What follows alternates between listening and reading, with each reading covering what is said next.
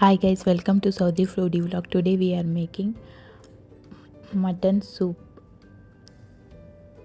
with mutton head curry.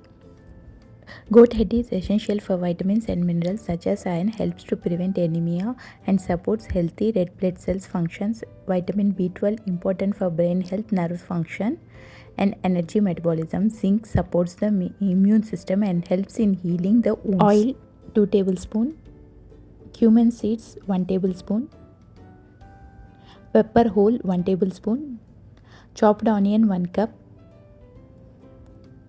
Saute for 2 minutes on medium heat. Ginger garlic paste 2 tablespoon, chopped tomato 1 cup, mutton head meat with bone, salt as per taste,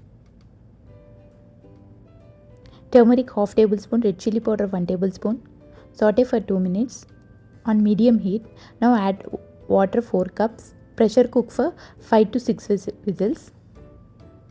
Now it's ready to serve. On top add coriander. Thanks for watching. See ya. Bye.